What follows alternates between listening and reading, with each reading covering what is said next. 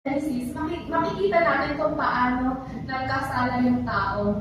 Pero sa New Testament, makikita rin natin kung paano nag-initiative yung Lord para ma-reconcile tayo sa Kanya, para patawarin yung mga kasalanan natin. So this week siguro nung maaaring may taong nakasakit sa'yo, siguro meron taong nataasan ka ng boses, or di kaya may taong mang-away sa'yo, nasaktan ka. So, maaari yan yung asawa mo, yung kapatid mo, yung ate mo, yung magulang mo, o yung mga taong nakapalibot sa'yo. Pero gusto ko lang sabihin sa'yo na si Lord, hindi niya tinitingnan kung sino yung nagkasala. Hindi niya hinintay na mag-sorry yung tao. Yung Lord, take siya ng initiative para patawarin tayo sa ating mga kasalanan. And gusto kong i-challenge yung bawat isang nandito na kung ano man yung nararamdaman mo, ano man yung galit sa puso mo, gusto ko mag-take ka ng initiative. Hindi mahalaga kung sino yung unang nagkasala sa inyo, kundi mag-decide ka today na patawarin yung tao na yon, na mag-reconcile sa Kanya. Sapagkat it is hard to serve the Lord, especially it is hard to worship God na meron tayong dala-dala sa dibdib natin. Kaya naman sa hapon na ito, pwede bang ibigay natin sa Panginoon yung lahat ng galit natin, yung lahat ng tampo natin, or kung nasaktan ka man, at hayaan mo na ibigay ng Lord yung pagpapatawad, yung pagmamahal, yung grace, and yung mercy niya. Sapagkat si Jesus Christ ay pumarito upang yung galit mo, yung galit ko, yung galit natin lahat ay mapalitan ng pagmamahal, at yung kasalanan mo, yung kasalanan ko, yung kasalanan natin lahat ay mapatawad. In Jesus' name we pray. Amen. Good afternoon, everyone. Can we just welcome the Holy Spirit this afternoon? Kailangan po natin ng Holy Spirit. Let us thank Him that His forgiveness is free. So, individually, let us just thank the Lord. Let us just welcome Him. Let us acknowledge our need for Him. Yes.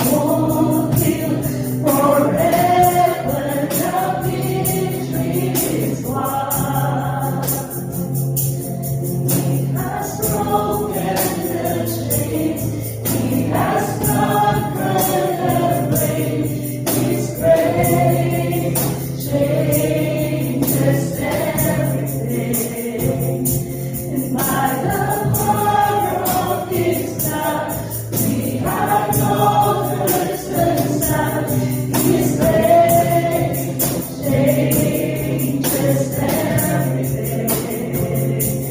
His grace changes everything. There's no sin too great. There's no pain too deep. That cross empties God. There's no shame too real. God is love won't heal forever. The victory is won. There's no sin too great. There's no pain too deep. That cross empties God. There's no shame too real. God is love won't heal forever. The victory is won. It is finished. It is finished. The victory is won. It's finished. It is finished. It is finished. The victory is won. It is finished. It is finished. It is finished. The victory is won. There's no sin too great. There's no pain too deep. That was empties God. There's no shame too real. God is love won't heal forever. The victory is won. Yes, Lord. Lord, salamat because we are free, Panginoon. We are cleansed because of the blood of Jesus Christ. Lord, we are no longer slaves of sin, Panginoon God. We are righteous because of Jesus. And Lord, salamat because we can have the freedom, Lord, to worship you, to express our thanksgiving and worship you.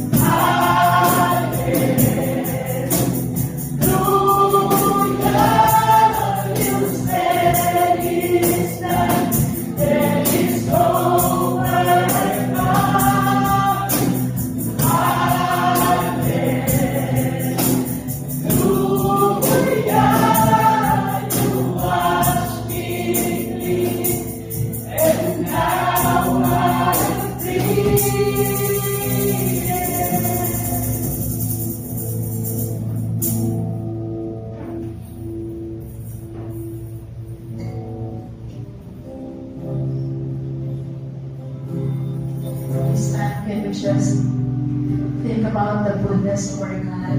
This week, paano ba naging totoo ang Diyos sa iyo? Paano kanya ba tinulungan?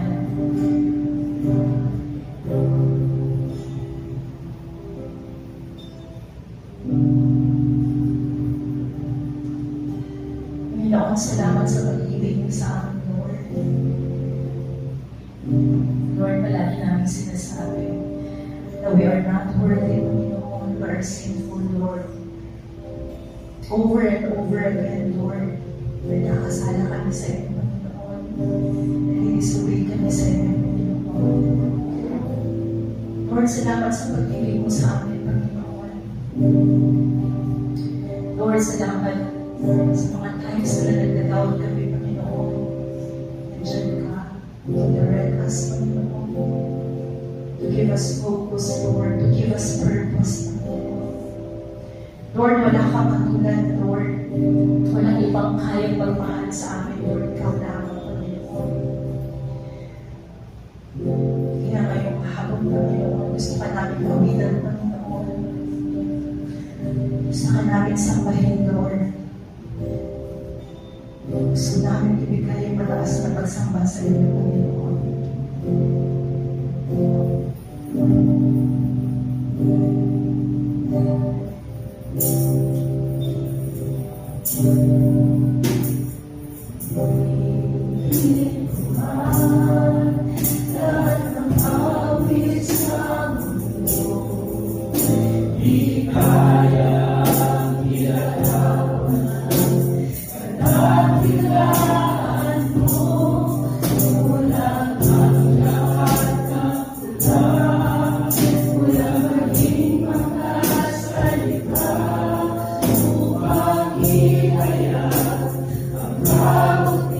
you.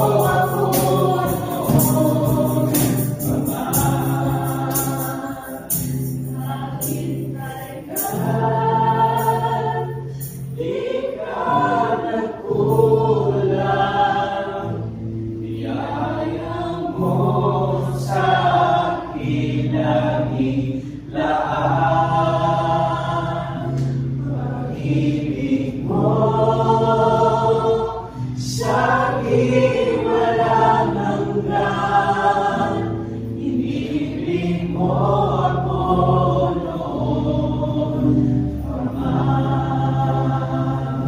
Kahit kailan, di ka nagkulang, biyaya mo sa akin lagi lahat. Pag-ibig mo sa akin walang hanggan, inibig mo ako noon, Ama.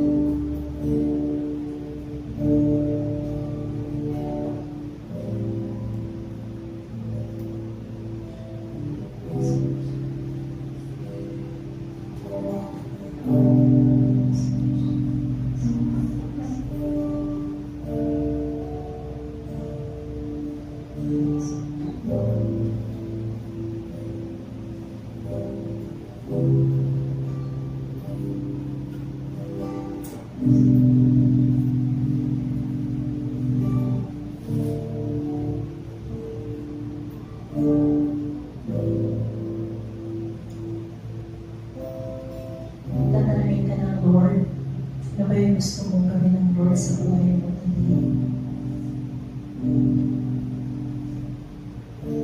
Dali magsabihin mo sa Lord kung ano yung gusto mo na gawin niya sa buhay mo, gusto niya i-accomplish sa life mo.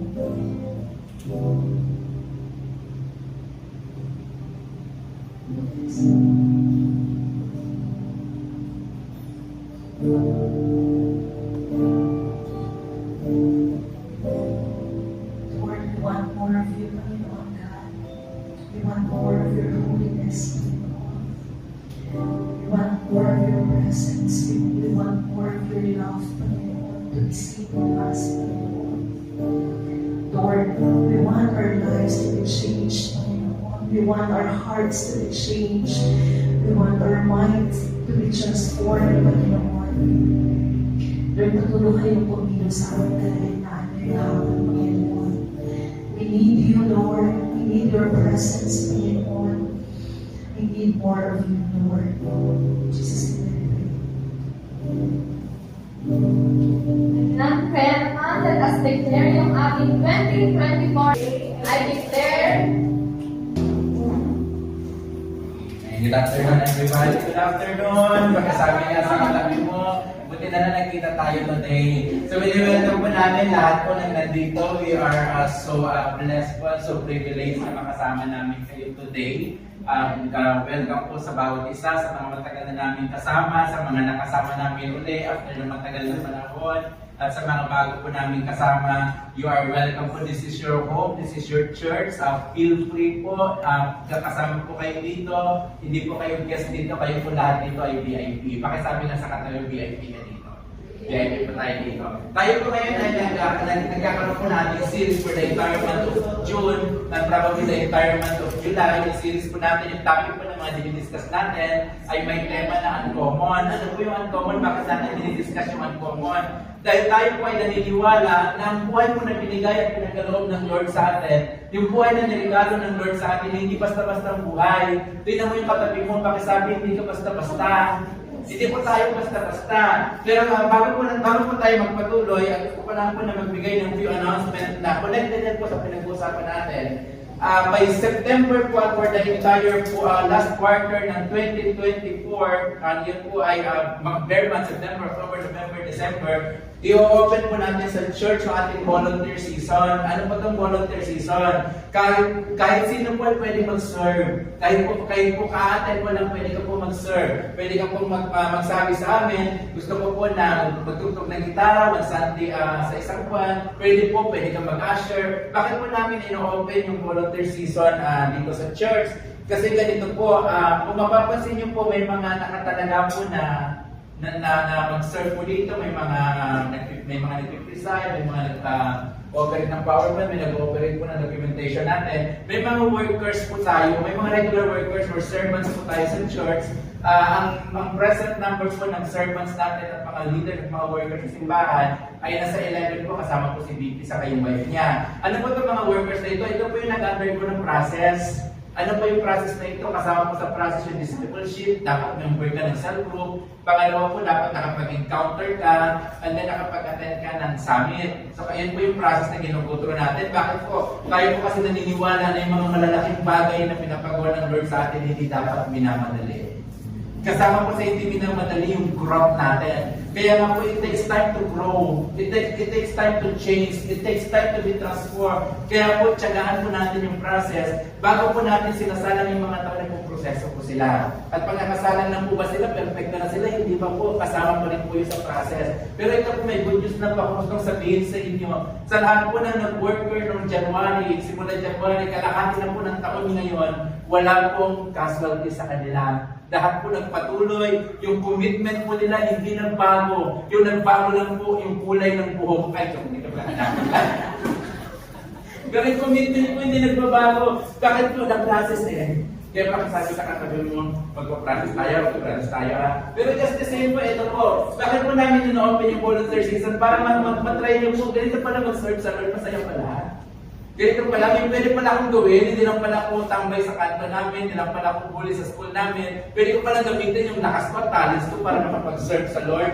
In fact po, nung last week, last week pala. Nung last week po ay in-open din po namin kasi nagkaroon ng event dito, yung Crossroads Teachers Training. Nag-open din po kami ng door para mag-volunteer po yung mga people, kahit po hindi mga nagsaserve pa sa church.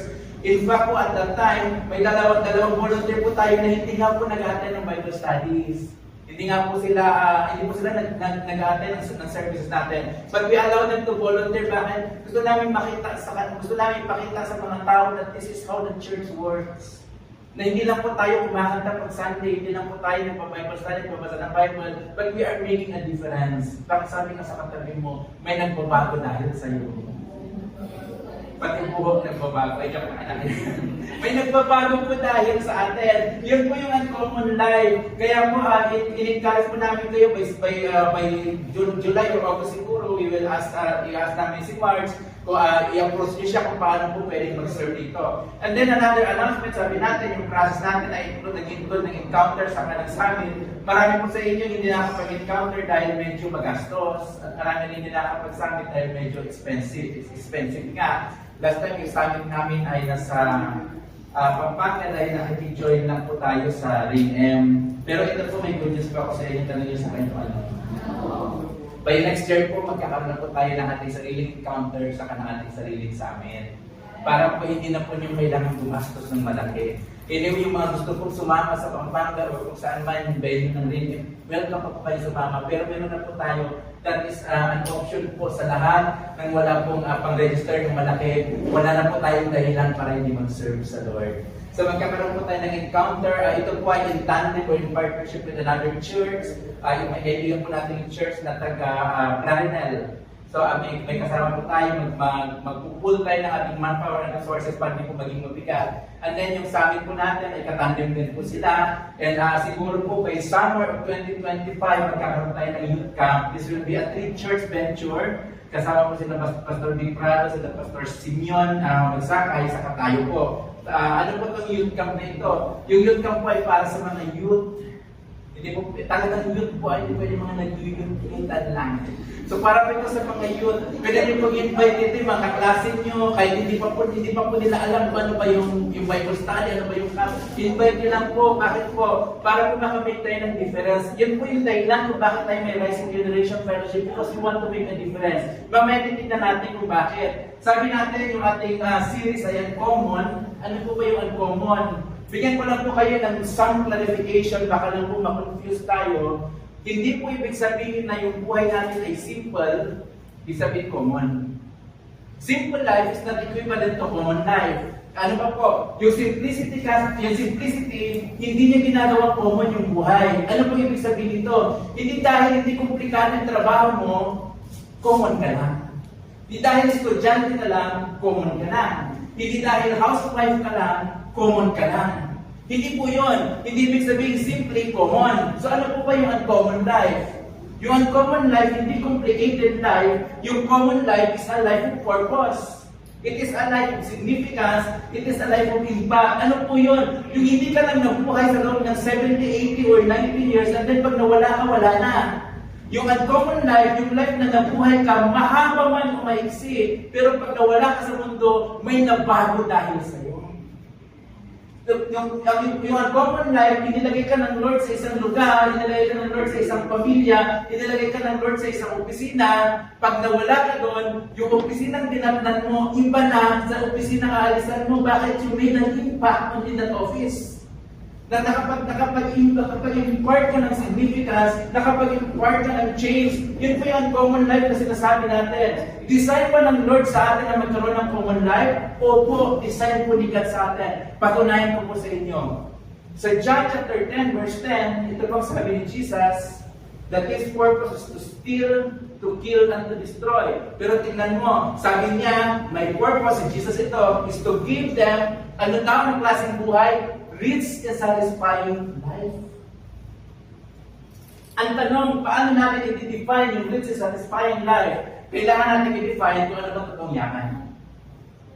At kailangan natin i-define ano ba yung totoong buhay na satisfying. Pwede kasi yung mga bagay na akala natin makapag-satisfy sa atin, in the end, hindi pala siya satisfying.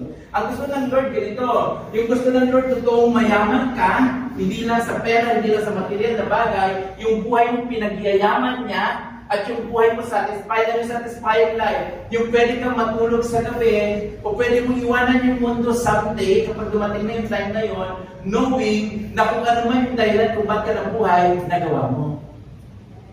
Kasi sabi niya sa katabi mo, nagagawa mo ba yung dahilan kung bakit ka nabuhay?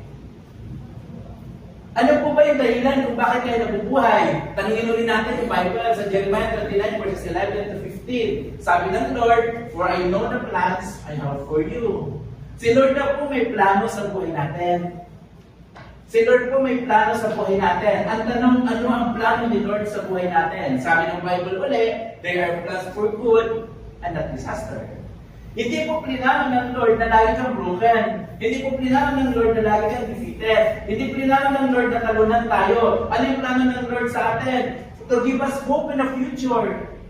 Ang plano ng Lord sa atin is for good, not for disaster. Sabi niya, ito rin yung plano ng Lord sa atin. Pag dumating yung time na i-fulfill niya yung plano niya sa atin, in those days you will pray. Pag nag-pray ka, pakihingan ka ni God. Sabi niya, if you look for me wholeheartedly, you will find me. This is the kind of life that is uncommon. Ano po yung uncommon life? May plano ng Lord sa iyo, may plano ng Lord sa iyo, rich and satisfying life.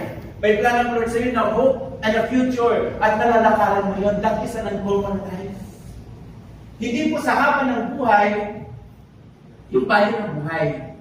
Hindi rin po sa halaga ng bank account yung value ng buhay. Ano po yung value ng buhay? Yung purpose natin. At ito po, may good news po ako sa inyo. Lahat ng tinanggap na si Lord, si Christ sa buhay niya as personal Lord and Savior, lahat ng mayroong Kristo sa buhay niya, mayroong seed of greatness.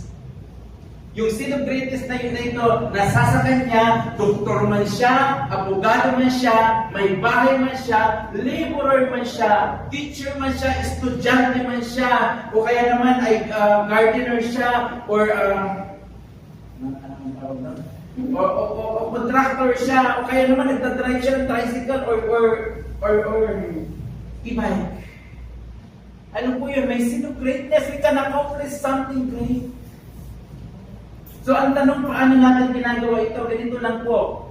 Siguro tinatanong natin, ano ba yung order of priority? Ano, paano ba natin niranap yung buhay natin according sa halaga? Si Lord ba dapat? Sarili? Pamilya? Trabaho? Or ganito? Tingin ko po mali po yung ating perspective. Ganito po kasi sinasabi ng Bible eh. Sinasabi po ng Bible, si God po ang sentro dapat ng buhay natin. At dahil si God ang sentro ng buhay natin, lahat po ng mga bagay sa buhay natin umiikot sa center. So paano po yun? Hindi po siya matter of priority kung sino bang mas mahalaga, yung sarili pa, yung pamilya, yung ministry. Hindi po ganito po siya. Kapag nasa simbahan ka, sa simbahan yung ministry mo, ibigay mo yung best mo, yung 100% mo. Kapag nasa school ka, ibigay mo yung 100% mo. Kapag nasa bahay ka, ibigay mo yung 100% mo. Pag nasa trabaho ka, ibigay mo yung 100% mo. Ganun po yung seal of greatness. Ano po yun? We can accomplish greater things. Bakit? Si Christ kasi nasa atin na eh. Pwede na natin ma-fulfill yung plano niya sa buhay natin. So ano ba yung uncommon? Ito po, simple yung formula ng uncommon. Uncommon is equivalent to significance and impact. Yun po yung pagiging uncommon. So pag estudyante ka ba, pwede ka maging uncommon? Oo naman, kung mayroon kang halaga sa school na pinaglagyan ng Lord sa iyo, kung mayroon kang impact. Tanungin ko po kayo. Kung yung buong araw mo ay ginamit mo sa pagmamarites ng kapitbahay mo, uncommon ba yan? I don't think so. Kung halimbawa nag-aaral ka dapat, pinag-aaral ka ng magulang mo, ina-expect na mag-excel ka sa pag-aaral mo, nag-excel ka sa pagdodota, pag-i-ML, pag-jojowa, uncommon.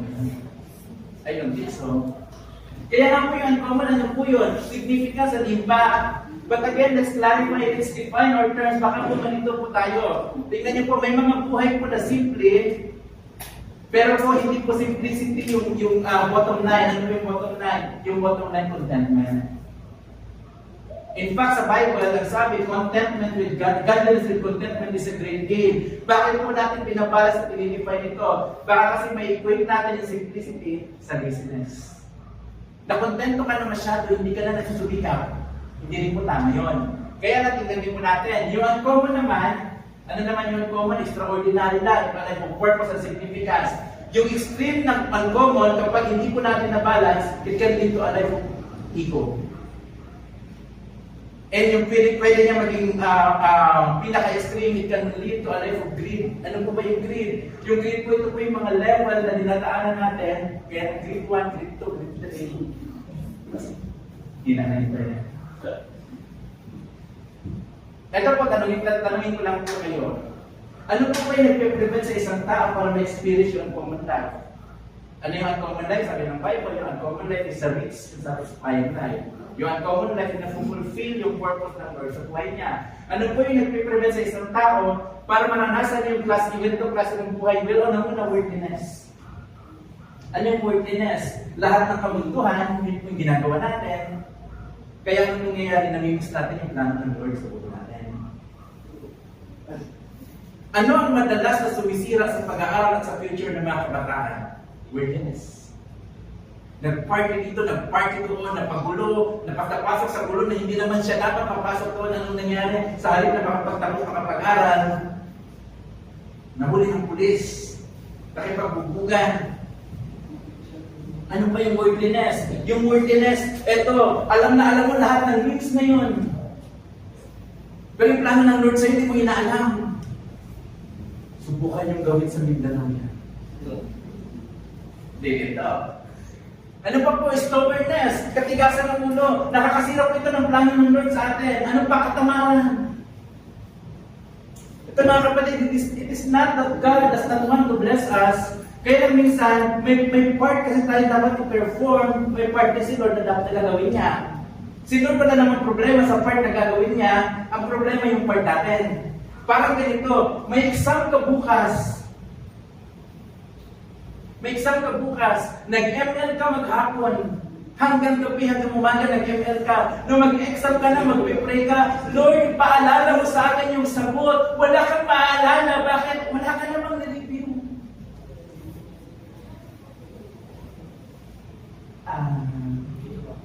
ba natin ba?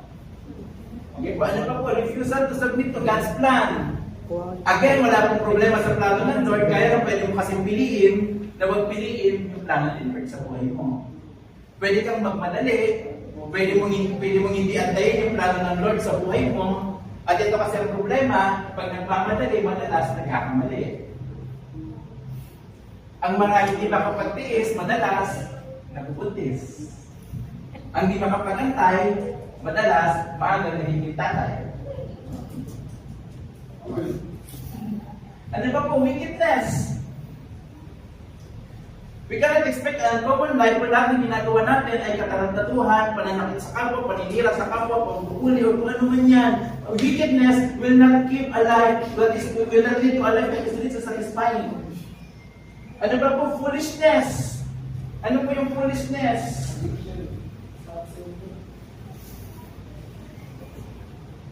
Mukhang may pinag-process yung dalawa na lahat. Ano ba po addictions? Ano yung addictions? Yung addictions yung mga bagay na hindi mo dapat ginagawa mo, ano nangyayari, naagaw nito? Yung naagaw nito, yung mga bagay na dapat sana ay, yung energy mo na dapat sana ay doon mo nilalagay. Yung frantic lifestyle, nagmamadali ka dahil ang dami-dami mong gustong gawin, sa dami ng gusto mong gawin, hindi mo na nagagawa yung mga bagay na dapat mong gawin. Pwede po ba yun? Oo, pwede yun. Ano nangyayari pag frantic yung lifestyle? Nawawalan ka ng focus. Bakit? Kasi nasa opisina ka, wala doon yung puso mo, wala doon yung isip mo. Yung isip mo nagmamadali ka umuwi. Bakit? Kasi malapit na masimula yung atong kamay ng kaman. May traffic pa naman. Naku, may ginagawa pa naman kalsada doon sa kanto ng San Marcos. Kaya nangyari kay Tanggol at kay Reward at kay ano. Frantic lifestyle. Lagi tayo nagmamadali. Lagi tayo nagmamadali mag-update. Hindi ka na nakakakain ng maayos. Bakit kailangan mo ng picturean? Bakit kailangan mo yung mainte? My status today, eating with son. Ano pa? Greed. Yung sobra na, ito po, tanongin ko po kayo, when is enough is enough? Minsan ang nangyayari sa atin, hindi na po enough sa atin. Gusto pa po natin ng more. Kaya ang nangyayari, nami-miss natin yung dapat sa purpose ng buhay natin because we are chasing for something na meron na tayo. Bakit? Kasi gusto pa natin ng more. Kaya pag-usapan po natin today, introduction pa ng buhay, pag-usapan po natin today, topic natin, an extraordinary life. Yung ordinary buhay po natin, pwedeng maging extraordinary. Okay, sabi nga sa kapatid mo, extraordinary ka, bebe. May bigay lang pa ko sa inyong quotation, hindi makakaawa lang po ito ha. Ito po ay quotation galing po kay John Bevere. Si John Bevere po isang renowned Christian author and speaker. Isa po siyang authority pagdating po sa mga Christian circle. Ito po sabi niya is, ang tawag po niya dito ay the anthem of extraordinary. Ano pang sabi niya? Sabi niya, as I see a generation comprised of all ages. Ano po yung all ages? Pwede bata ka pa, pwede may edad ka na, pwede nasa middle age ka, pwede matanda ka na. Sabi niya, of all ages, inclusive of men and women, awakening to an extraordinary qualities hidden deep within.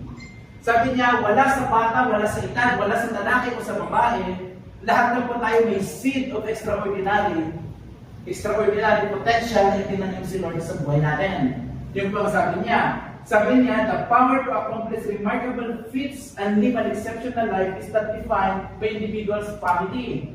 Ano po sinasabi ni John Bevere? Kahit ano pa yung background mo, kahit lumaki ka sa hirap, sa gulo, sa away ng pamilya, kahit lumaki ka sa squatters area, pwede kang maging something someday. Bakit si Lord may tinanim sa puso mo na kapag yun ay naalagaan mo, pag yun ay napagyaman mo, kapag yun ay namunga, pwede kang mag-break away sa past mo at ma-accomplish yung great plans ng Lord sa buhay mo. Bakit there is an extraordinary seed sa puso natin na nag-aantay lang na may lakas. Sabi niya, it's not defined by an individual, hindi dinidefine ng family, hindi dinidefine ng education, hindi dinidefine ng occupation. Ano yung nagdidefine sa extraordinary qualities na ito? Yung puso. Sabi nga sa atin, kumusta ang puso mo, bebe? Sabi niya, unless it is suppressed, yung innate desire to rise above the norm, Sabi niya kapag unless isuppress po ito, mayroong init desire to rise above the norm. Ito ha, minsan akala natin dahil hindi tayo satisfied sa buhay, masama yung masama yun. Inisip natin bad tayo. Sa totoo lang po, hindi po. Not all the time. Sino dito yung parang ang taas na ng grade mo, hindi ka manawag na ito. Pagkaminan tayo, si Gian lang. Gian nilang ba grade mo 99? Gusto mo 99.9999. Minsan nakala natin, walang kakontentuhan naman yung tao ito. Pero teka muna, tingnan muna natin. Bakit hindi siya discontent, kundi talagang may sin of greatness na gusto niya laging mag-rise above the norm. Kung sa iba okay na yung ganito, ikaw hindi ka kontento, ibig sabihin may tinanim ang Lord sa'yo na seed na gusto mo lagi na mas higit pa, higitan mo pa yung nakasanayan. Bakit? Kasi ang gusto ng Lord sa'yo ay extraordinary. Again po, comfort ko lang po kayo, hindi po masama yun. Hindi po masama na yung pangarapin mong pamilya ay kakaiba sa lahat sa community mo. Hindi po masama na pangarapin mo, gusto ko yung mga anak ko ganito ang mangyari. Bakit? Kasi dapat iba sila doon sa kinalakihan namin. Minsan nakala natin masama yun, pero sa totoo lang po, most of the time, it is a seed planted by God in our hearts na mag-desire ng something great. Kaya minsan magtataka sila, hindi ka na pa matatapos mag-aral. Nag-masteral ka na, nag-doctorate ka pa, nag-second doctorate, third doctorate, fourth doctorate. Ano ba yan? Hindi ka ba napapagod? Baka hindi siya napapagod. Bakit? Kasi mayroong seed of greatness na gusto niya na mag-accomplish ng greater things. Bakit? Kasi yung design ng Lord sa kanya. Kaya sabi ni John Bieber, I encourage you to step into the unknown. Kahit hindi mo pa alam yung future, sige na! Doon tumuloy ka na, diretsahin mo na. Embrace the divine empowerment and live your extraordinary life. Bigyan ko po kayo ng isang quotation. Sabi po dito, life and business is like the changing seasons. Ito po, may mga bagay na hindi mo pwedeng baguhin. Given na yun. You cannot change the seasons, but you can change something. Ano yung pwedeng natin baguhin? Yung sarili natin. Oo, mahal yung gasolina. Oo, yung generation ngayon, ganito, ganon. Oo, yung gobyerno natin, ganito. Hindi na natin mabago yun. Pero may pwede kang baguhin. Anong pwede mong baguhin? Bakit sabi sa sarili mo? We cannot always change our environment. Kaya kung pinanganak ka sa bahay na laging nag-aaway, laging magulo, laging talamak ang bisyo, hindi mo kasalanan yun. Pero kung mag-aasawa ka, kung bibig ka ng pamilya, ganun ulit ibibig mo, kasalanan mo yun. Kung pinanganak ka sa pamilya na sa environment na mahirap, sa environment na lagi na nag-struggle, hindi mo kasalanan yun. Bakit? Hindi mo naman pwedeng piliin kung saan kayo papahanak. Pero kung hindi mo mapa-online yung sarili mo, hindi mo ma-improve yung sarili mo, after so very long, ganun pa din, siguro may problema ka na. Because we can always change ourselves. Yung buhok na napabago din.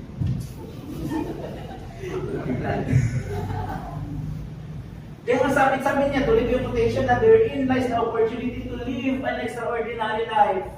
Ano po yun? An opportunity to change yourself. There is always an opportunity to choose. There is always an opportunity to grow. There is always an opportunity to improve. There is always an opportunity to rise up. Mga kapatid, yung pangalan po ng fellowship natin, Rising Generation. This is a generation that can rise up sa kabila ng lahat ng hindrances, lahat ng struggles, lahat ng nagsasabing hindi pwede. Pwede kang mag-rise up. Baka sabi sa katabi mo, pwede kang mag-shine, bebe.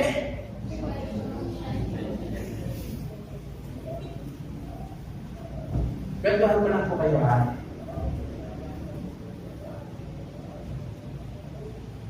May isang tao po, pangalan niya ay si Paul Fox.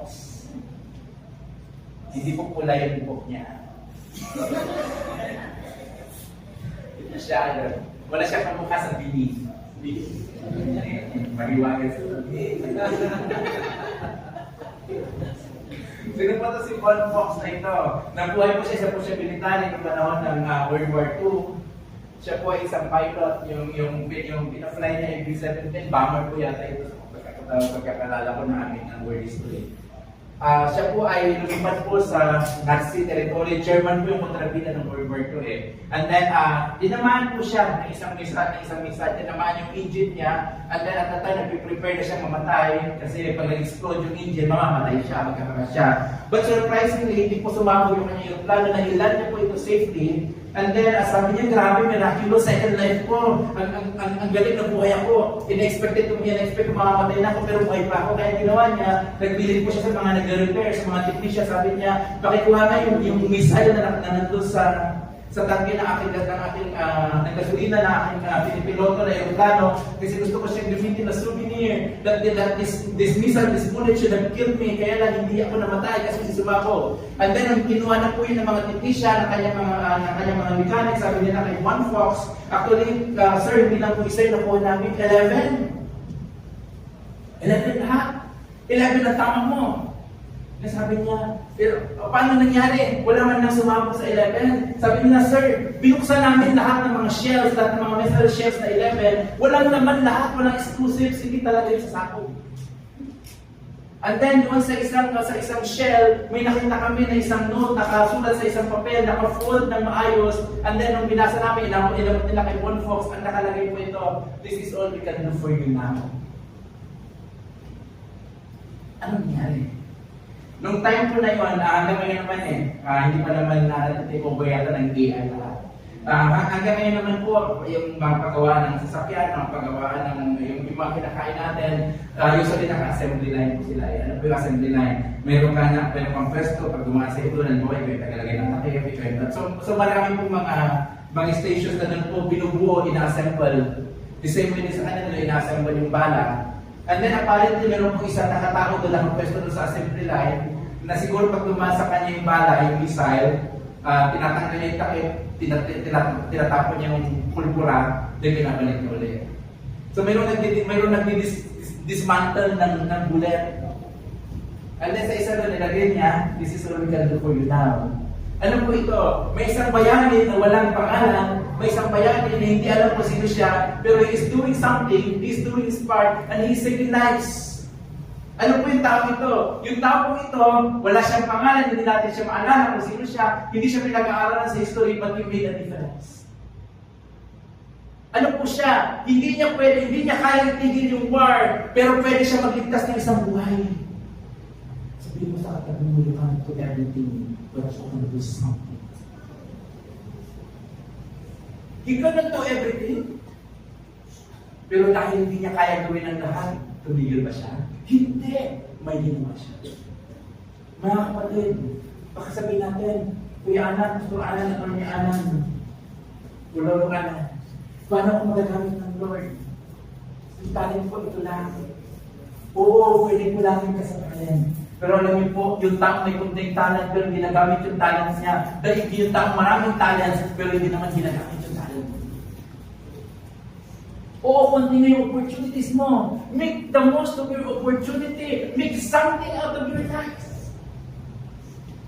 Kaysa naman ang dami-dami mong opportunities, hindi mo naman ginagawa. We cannot do everything, but we can do something. At pag nagawa natin yun, we will have a story. You will not be able to change the world, but you can change your school. You may not be able to change the Philippines. Kasi mukhang malabo yun. Unless ipadala ka namin sa China at doon sa Palawan at iiya ka namin sa China, you may not be able to change the Philippines, but you can change something. Hindi natin masasolve yung problema ng basura sa buong Pilipinas, pero masasolve yung problema ng basura sa harapan ng bahay mo.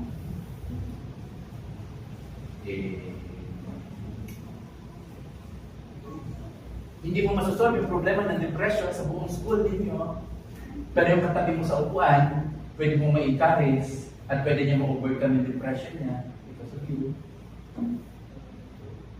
Hindi mo matutulungan lahat ng bata, pero kung teacher ka, pwede mong matouch yung mga estudyante.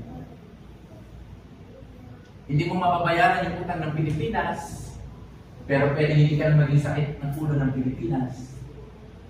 Di mo matutulungan lahat ng tao, but you can help one. At kung may magagawa tayo, gawin po natin. Bakit? We cannot change the world, but surely we can change one life. Para sabi sa katabi, may pwede kang gawin. In the Bible po si Lord gumagamit ng ordinary people to accomplish His ordinary purpose in their lives. Tingnan po natin, sino po ba yung mga ginamit niya? Mga fishermen. Sino yung mga fishermen na ito? Si Peter, si John, si Andrew, mga apostles niya. Nabasa niyo ba yun sa Bible? Alam niyo ba yun? Nabalitaan niyo lang. Nabalitaan niyo. So yun yung po mga shepherds, sino yung mga shepherds? Si Abraham, si Isaac, si Jacob, si David, si King David ay shepherd. Alam niyo ba yun? Na-chismis sa inyo, na shepherd si King David. Mga prostitutes. Pinag-usapan natin last time, in one of our topics, yung prostitute na si Rahab, ano nangyari sa kanya? Ginamit pa siya, naging lola-lolahan pa siya ni Jesus. Sino pa po yung mga educated, yung mga hindi nakapag-aaral, pwede gamitin ni Lord? Wala siya sa diploma. Sino pa yung mga rejected? Sino yung mga rejected na ito? Sampulan ko kayo, si Matthew, si Zacchaeus. Mga rejected sila, pero ano nangyari? They were never rejected by God. And they were used mightily by God. People with ugly past, mga taong nasira kanilang nakaraan, nakagawa ng mga maling desisyon sa buhay, nakagawa ng mga kasalanan in the past, pero willing sila ibigay yung buhay nila kay Jesus, ginamit sila ni Jesus mightily. Pakisabi sa katabi mo, ikaw ba kaya? Tingnan mo katabi mo, hindi pa prostitute yan. Pwede gamitin ni Lord yan.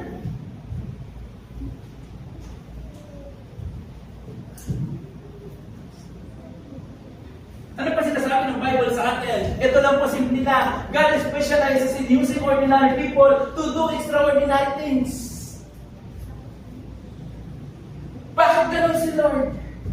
Pwede naman siyang gumamit ng mga magagaling. Pwede naman siyang gumamit ng mga genius. Alam niyo po ba kung bakit ganun? Kasi gusto ipakita ng Lord sa atin, gusto niya i-communicate sa mundo na kapag ginamit ka niya, yung dating hindi ka gamit-gamit, nagamit ka ng Lord mightily, masasabi ng lahat, si Lord talaga yun. Pag nakita nila si Gian, si Gian niya na siya, si Lord talaga yun. Pag nakita nila si Angela o si Ruth, kasi tatay na ginagamit ng Lord. Dati mga mahiyain, dati hindi nagsasalita. Pero ngayon, grabe na. Ano sasabihin nila? Sasabihin pa nila magaling si tabi? Hindi. Sasabihin nila, ano nangyari kay tabi? Ako si Lord talaga. Kaya mga kapatid, yung ordinary ng buhay natin, pwede maging extraordinary. Bakit? Because of our ordinary life, pag ginamit tayo ng Lord mightily, sasabihin nila, extraordinary. Ikaw, hindi. Extraordinary ang Diyos mo. So ano po yung point na pwede natin makuha dito? Number one, yung faith na nag-release ng ating ordinary lives to an extraordinary one. Yung pananampalataya natin, kahit ordinary yung buhay natin, pwede maging extraordinary. Ano po yung missing element? Faith. Ano po itong faith na ito? Ito po ha, si Lord po, ginagamit niya tayo in extraordinary ways. Nire-require niya lang po tayo ng isang bagay lang, isang profound thing in our lives. At available po yun sa lahat na may Jesus sa buhay nila. Ano po yun? Yung one thing na ito pwede i-transform yung ordinary person into a person who can transform history. Anong bagay nito? Faith. Ano yung faith? Sabi ng Bible, yung faith is the reality of what we hope for. It is the evidence of things we cannot see. Ano na yung pananampalataya? Yung pananampalataya ganito, hindi mo pa nakikita, pero alam mo, nandyan na. Pag tinignan mo yung isang tao, pag tinignan natin, huwag na sige, bubog natin. Pag tignan niya, halimbawa si Ruth, tignan natin si Ruth. Ano mga tanong mo? Makapag-asawa ka. Tukwalan ka na. Walang naliligaw. Walang nagtatanong, kumain ka na ba? Yun yung nakikita natin. Pero ano yung expectation, ano yung faith? Yung faith sinasabi ka dito, oo nga, wala pang nagtatanong kung kumain na siya. Pero si Lord may inihanda na maghahanda ng pagkain niya tuwing umaga. Oo, wala nga nagpapakyut sa kanya. Pero si Lord may ginagawa na gwapo para sa kanya. Ano sinasabi na? Ano sinasabi ng reality? Ang laki ng binuhos ng nilala ko. Wala kang pambayad. Yun yung reality, yun yung nakikita. Pero ano sinasabi ng faith? Sinasabi ng faith, oo, ngayon wala pa. Pero si Lord may ginagawa na, may inihahanda na. Ano yung sinasabi ng reality ng buhay mo? Pagkakalis na yung mga anak mo, wala ka pang pang-tuition sa kanila. Paano mo sila paaralin? Pero sinasabi ng faith, si Lord ang bahala magpaaral ng mga anak mo.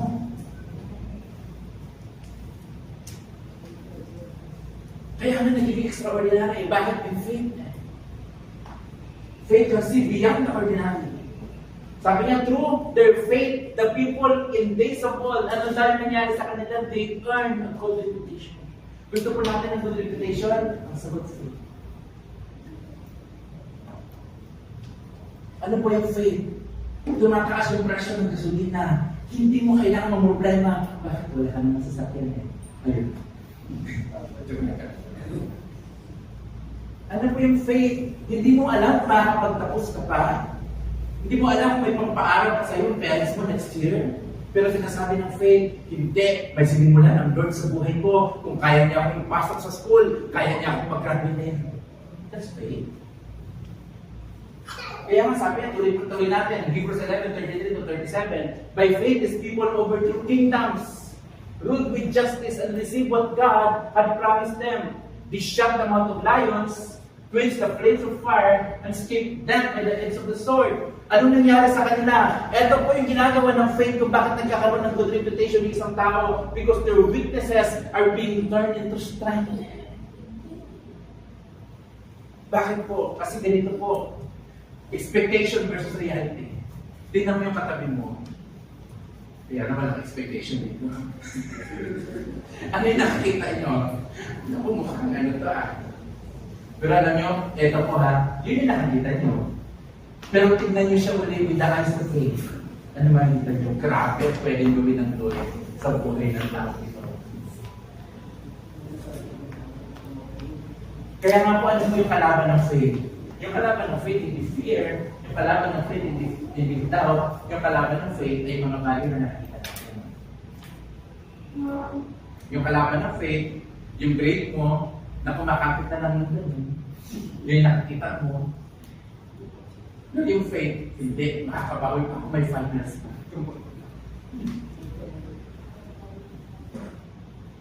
Yung kalaban ng faith, yung nakikita mo na ako, nag-apply kami. Yung listahan, 5 pages. Yung doon ako sa dulo. Yun yung reality. Pero yung faith ganito, kahit nasa dulo ako, ang sabi ng Lord, yung mga nahuli, lalagay niya sa pagkain. Balik application niya namin. Ano yung faith? Yung faith, hindi, I will receive favor from God. Meron ako na wala, mga kalaban ko, ano yun? May favor ako from God. Kaya sabi niya, their strength, their weakness was turned into strength. They become strong in battle and put all armies to flight. Magagaling ba yung mga tao ito? Hindi. Pero ano nangyari? Kahit mga mahihina sila, dahil kasama nila si Lord, naging malaki sila, naging extraordinary sila. Kung kaya gawin ng Lord sa kanila yon, kaya-kaya niyang gawin sa iyo, kapatid. And women receive their loved ones back again from the death. May mga nangyari din na ito naman yung kanila na-overcome, ano na-overcome nila, mga matitinding pagsubok. May mga pinapagit, torture, refusing to turn from God in order to be set free. They place their hope in a better life after the resurrection. Ibon yung mga matitinding pagsubok sa buhay nila, nalampasan nila, bakit? Because of faith. Kinuputya sila, their backs were cut open, others were chained in prisons, some died by stoning, some were sewed in half, and others were killed with a sword. Some went about wearing skins of sheep and goats and destitutes. Marami pa kong binanggit, pero ito po yung gusto ko i-point out dito. May sinabi ang Lord sa kanila. Ano meron sila na walang iba? Meron silang faith. Doon sa pinabasa natin, may sinabi ang Bible that they are too good for this world. Ordinary people. Pero ang tingin ng Lord sa kanila, they are too good for this world.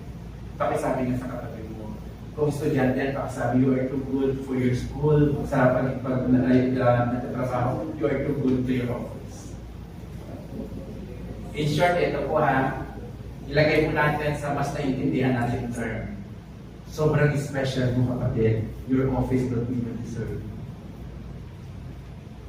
Your school not even deserve you. Your community not even deserve you. Bakit? Ganun ka ka-special. Without faith, life is no lasting impact. At sabi natin yung buhay na antuman, dapat may impact. Pero kung walang faith, we will not keep alive. That is antuman. Paano pa nakukuha yung faith? Ganito pa nakukuha yung faith. Faith comes from hearing. That is hearing the good news about Christ. Kailan tumataas yung pananampalataya natin? Nakaka-attend tayo ng mga ganito. Nakikinig tayo ng messages. Pero ito once a week lang. Kaya mga kapatid, ito po yung challenge ko sa inyo. Magbasa kayo ng Bible every day para may lakong kayo sa buhay.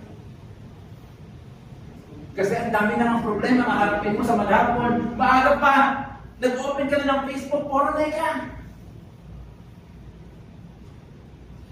Lahat ng mga walang kwenta, mababasa mo doon. Subukan mo muli sa Mindanao niya. Vince,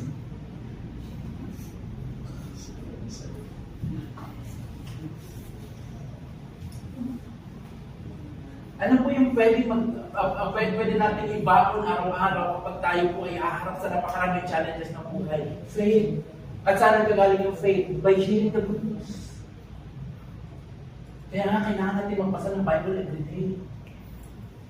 Bakit po? Kasi po puro basura yung matatanggap natin sa buong araw. Sa traffic pa lang. Nagmamadali ka na nga, kinat ka pa ng iba. Tapos may motor pa, nakilat ka, hinampas pa yung bukod mo. Anong laban natin doon? Faith.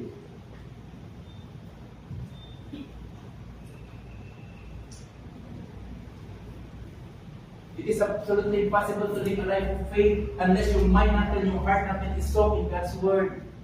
Kaya nga tingnan po ninyo ha, sa mga nakapag-attend ng encounter, sa mga nakapag-attend ng retreat, bakit po sa mga nakapag-attend ng summit, bakit yung 1 week after yung makapag-attend, bakit feeling nyo kaya-kaya yung gawin lahat?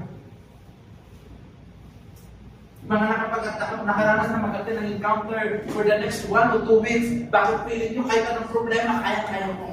Bakit? Kasi babad ka sa God's Word. Pero after 2 weeks, dahil hindi ka nagbabasa ng Bible, lumay-pay ka na naman. Kaya nga kailangan po ng daily renewal. Pakisabi sa katabi mo daily renewal. Ano yung daily renewal? Nire-renew yung spirit natin sa pamamagitan ng pag-spend ng time with God. Kaya po importante yung devotion. Huwag kayong magalit sa mga Bible study leaders ninyo kung lagi kayo pinukulit ko, ano yung reading mo, ano yung mga nabasa mo, tinutulungan mo tayo na na maging malakas, na mag-grow, na maging extraordinary. How you live your life with decisions and spend your time must be shaped by God's Word. Nababago yung way natin mag-desisyon, kaya naabot natin yung purpose ng Lord. Bakit? Naitatama kasi yung utang natin. Because of God's Word. Then sa Hebrews 11 verse 6, it is impossible to please God without faith. For anyone who wants to come to Him must believe that God exists and that He rewards those who sincerely seek Him. Pangalawang point, delighting in the Lord aligns our desires and aspirations. Bakit naging extraordinary yung buhay natin? Pag na-enjoy po natin yung life natin with God, na-align din yung ating mga desires, na-align yung ating mga aspirations. Dahil niya sabi sa Psalm 37 verses 4 to 5, take delight in the Lord, and He will give you the desires of your heart. Commit everything you do to the Lord, trust Him. Kaya ito po minsan kasi ganito ang problema natin. Kaya sabi, bakit si Lord hindi ako tinutulungan? Bakit si Lord pinapabayaan? Mayroon po siyang pattern para tulungan ng Lord. Bakit si Lord, yung mga gusto ko hindi nangyayari? May ano po kasi siya, may progression po kasi siya eh. Take delight ka muna sa Lord, bibigyan yung desire ng heart mo, mag-commit ka muna ng lahat ng ginagawa mo sa Lord, magtiwala ka sa Kanya, then, doon pa lang, katutulungan ng Lord. Yan extraordinary life. Extraordinarily ordinary. Tingnan mo muli yung katabi mo. Ordinary pa pala tinito siya. Buo pa lang extraordinary.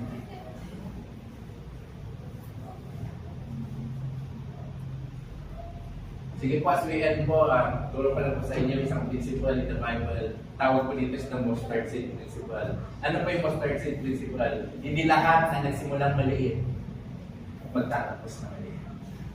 Tingnan mo yung katabi. Hindi forever na maliit yan. Hindi forever na simple yan. Alam niyo sabi sa Bible yung mustard seed, pinakamaliit sa lahat ng seeds.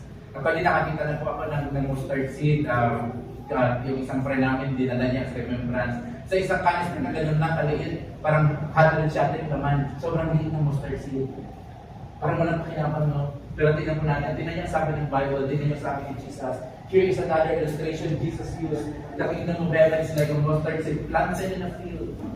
It is the smallest of all seeds, but it becomes the largest of garden plants. Mga kapatid, okay lang magsimulang maliit. Bakit pagkasama mo si Lord, pwede ka maging great.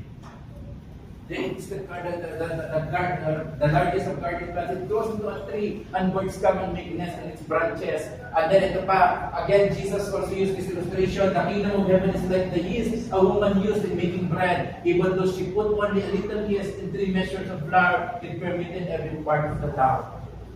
Sa mga gumagawa po ng tinapay, kahit maliit lang daw po yung gamitin mo na yeast, kaya niyang paalsain yung napakalaking tinapay. Ano po yung principle dito? Hindi dahil maliit ka, ibig sabihin maliit ka na habang buhay. Hindi dahil simple ang buhay mo, ibig sabihin ordinary ka na habang buhay. Pero ano po, sa dalawang illustration na ginamit ni Lord, meron pong nangyari para maging malaki sila. Yung seed, ano po kailangan sa seed? Kailangan siyang maitanim. Bakit? Unless the seed is planted, it will remain as a potential. Maraming potential na hindi nagagamit. Bakit? Kasi hindi na itatanim. Ano pong pinapoint out ko dito? Mga kapatid, sayang ang potential mo kung hindi ka mag-involve. Sayang yung potential mo kung hindi ka itatanim. Kaya mga kapatid, kung dito sa tingin mo, dito ka dinala ng Lord, mag-commit ka, mag-involve ka, itanim mo yung sarili mo dito. Bakit? So that your potential will grow and your potential will explode and you can do great things of the little things na tinanim ng Lord sa buhay mo. Ano po yung ginagawa sa yeast? Kailangan mo na siyang i-bake. Parang ganun. Ano po yung principle ng mustard seed? Pwede maliit ka, pero pwede kang palakihin ng Lord. Pero para mapalaki ka ng Lord, hindi ka dapat naka-isolate. That's the mustard seed principle. Connect with others. Be a part of something. Welcome ko lang po kayo and then we're done. Mayroon pong bagyong nangyari po sa US. Ang pangalan po ng bagyo ay si Hurricane Katrina. Hanggang ngayon po, kinukumemorin pa po nila si Hurricane Katrina.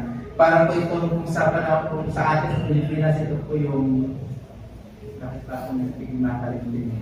Ito yung mga Yolanda natin, yung mga Undoy natin, na talagang grabe devastation yung ginawa. Si Hurricane Katrina po, grabe devastation yung ginawa sa New Orleans. Isa po itong city, isa po itong state sa US. Ano po nangyari sa New Orleans? Binaha po sila. Usually sa US, pag matataas yung mga bahay, binaha po sila, lumubog yung kanilang mga bahay, at kailangan nilang umakyat sa mga bubong ng kanilang mga bahay in order to survive. So pamilya-pamilya yung mga nasa bubong ng bahay nila, kaya lang may mga bahay na sa sobrang taas ng baha, pati yung mga bubong ng bahay nila ay inapot na ng tubig, and they have to transfer and to locate a higher place or a higher ground. Hanggang sa may isang pamilya po na malapit na malubog yung bubong ng bahay niya, nakakita siya ng isang mataas na building, trinay niya po na lumangoy, bitbit yung kanyang dalawang anak, nakakapit sa braso, sa shoulder niya, kanyang dalawang anak. Nilangoy niya at narating niya po yung place na yon, yung mataas na building na nag-station sa bubong, na-inspire yung mga kapitbahay nila, naglumangoy din sila hanggang sa isang dumating yung time after an hour, ang dami na nilang nakahadal doon sa bubong na yon. At then naman nakahadal sila, tumayo po yung isang sabi niya, "This place looks familiar." Siyempre right now. Parang pamilya yung lugar na ito. Yung pinapakapal niya. Nakita niya mayroong magpulis na tower. May church to May church to. Nagsisimba kami dito.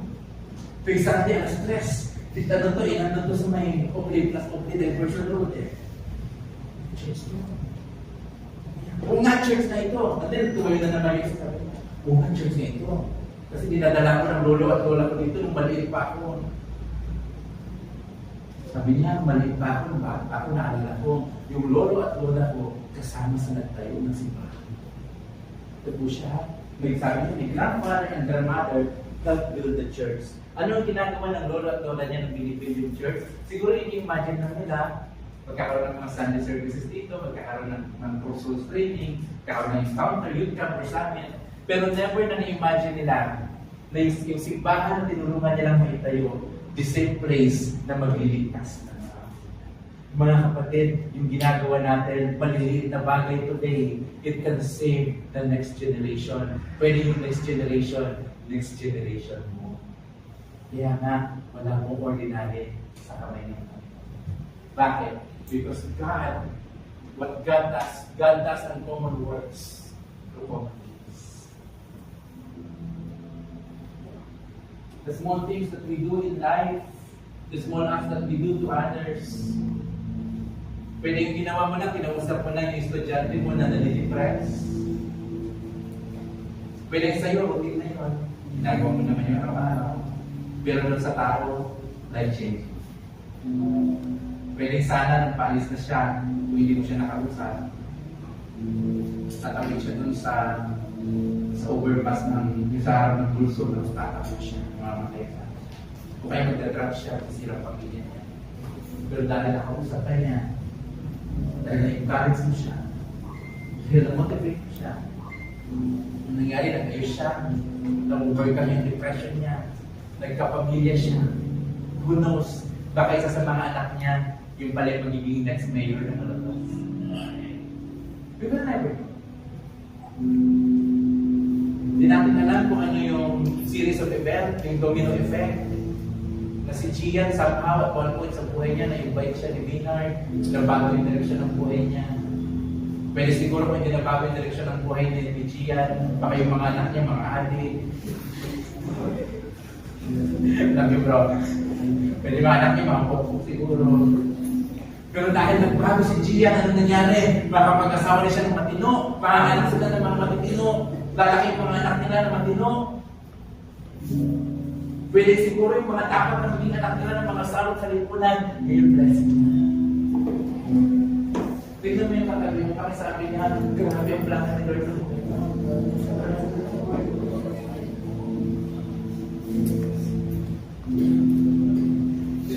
Sabi ng Bible sa Zechariah chapter 4 verse 10, do not despise these small beginnings. Ano yung small beginnings mo? Kuya, alam, nandun na ako sa lingkod, kilig-kilig sa'yo. Kasi hindi ako naniniwala sa'yo. Pero kasi pinipilit kasi ako ni ano eh, pinipilit ako ni Gia naman eh. Malagatan na lang yun. Yun yung small beginnings mo. Pero hindi mo alam where it leads you. Sabi ng Lord, do not despise these small beginnings. Pwede ngayon, taga-pindot-pindot ka lang ng PowerPoint. That is by your small beginnings. For the Lord rejoices to see the work begin, to see the plum in the sincere of your hand. Again, God does extraordinary things to ordinary people. Pero ito yung condition. Those ordinary people must truly trust and believe that. Mga kapatid, tinan niyo po ang sabi ni D.L. Moody, ni Dwight Lemon Moody. Sabi niya, the world has yet to see what God will do with a man fully consecrated. Pakisabi ulit sa katabi ko, na-excite ako sa picture. Kasi kasama ko sa ito. Pwede mo ba tayo gawin lahat? Hindi ko po alam kung ano yung background natin sa buhay, kung ano yung mga struggles natin in life, kung ano yung mga insecurities natin, kung ano yung mga small steps, small beginnings na ginagawa natin in life. Pero ito lang po, sigurado ko, pag nagsimula ka, hindi ka tatapusin ni Lord, hindi sinisimula ka sa buhay. Hindi niya sasayangin ang buhay mo. It's not much good. Kaya po, ilabas natin. Sabi na sa heart mo, heart, labas natin heart.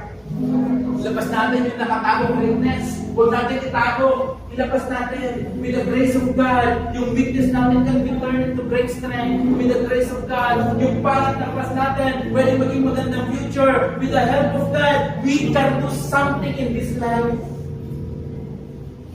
With the grace of God, our ordinary life can become extraordinary. Bakit? Kasi you have an uncommon.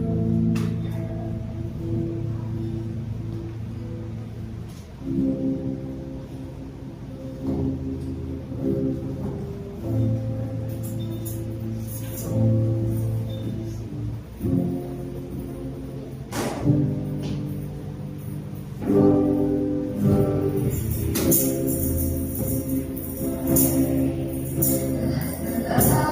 sa mundo, di kayang ilalawan.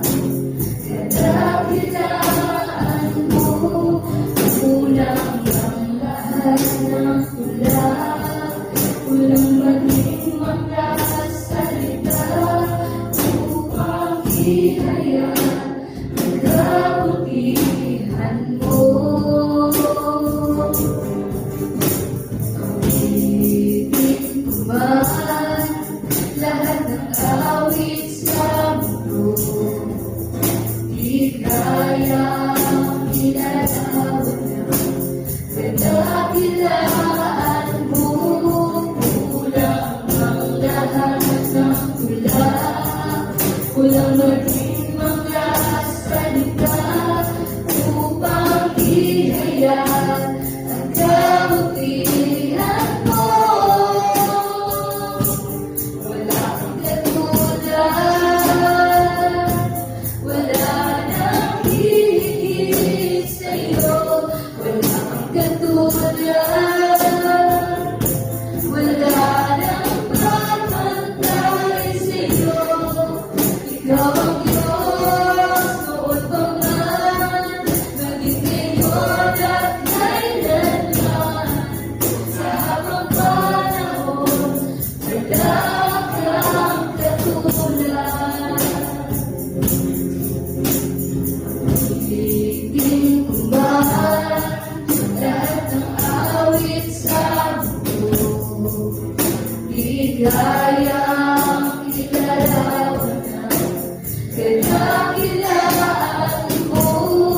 Kulang ang lahat ng tula. Kulang maging mga salita upang ihayag ang kabutihan mo. Wala kang katulad, wala nang hihigit sa'yo. Wala kang katulad, wala nang pamantay sa'yo. Ikaw ang Diyos, noon pa man, maging ngayon at kailanman. Sa habang panahon, wala kang katulad. Wala kang katulad, wala nang hihigit sa'yo. Wala kang katulad, wala nang kapantay sa'yo. Ikaw ang Diyos, noon pa man, maging ngayon at kailanman. Sa habang panahon, wala kang katulad. Sa habang panahon, wala kang katulad. Yes, Lord, tuloy nga po wala kang katulad, Panginoon. Salamat, Lord, sa presensya niyo, Panginoon, sa amin. Thank you, Lord, sa malakasan, Panginoon. Salamat, Lord, dahil nandiyan po kayo, Panginoon, palagi sa amin. Thank you, Jesus. In Jesus' mighty name we pray. Amen.